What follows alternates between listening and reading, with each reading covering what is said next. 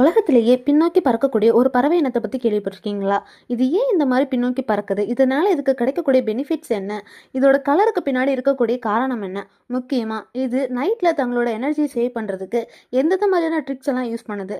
இது எல்லாத்தையுமே பத்தி நம்ம இன்னைக்கு இந்த வீடியோல பார்க்கலாம். So this is LC. Welcome to my channel. Hummingbird தான் உலகத்திலே பின்னோக்கி பறக்கக்கூடிய ஒரு பறவை இனமாகும். இது நார்த் அண்ட் சவுத் அமெரிக்காவில் தான் அதிகமாக வாழுது.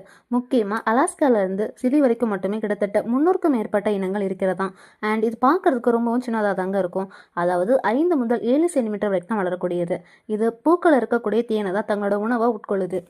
இப்போ இந்த பறவைகள் ஏன் பின்னோக்கி பறக்குது? இப்படி பறக்கிறதுனால இந்த பறவைகளுக்கு கிடைக்கக்கூடிய பெனிஃபிட்ஸ் என்னென்ன?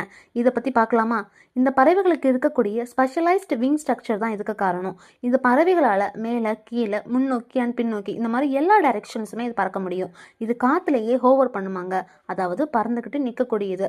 இது ஏன் இந்த மாதிரி ஹோவர் பண்ணுது அப்படின்னா, ஒரு பூலேருந்து தேனை ஈஸியாக எடுக்கிறதுக்கும் அண்ட் பின்னோக்கி எதற்காக நகருது அப்படின்னா, ஒரு பூலேருந்து இன்னொரு பூவுக்கு ஈஸியாக மூவ் ஆக முடியும். அண்ட் அது மட்டும் இல்லாமல் இந்த பறவைகளோட எனர்ஜியுமே சேவ் பண்ணப்படுது. இதன் காரணமாக தான் இந்த பறவைகள் எல்லாமே பின்னோக்கி நகர்தாங்க.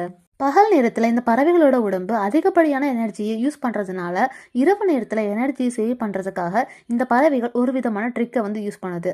இதை தான் டோர்போன்னு சொல்லுவாங்க. இதனால் இதோட body temperature and heart ratios எல்லாமே கம்மியாகுது.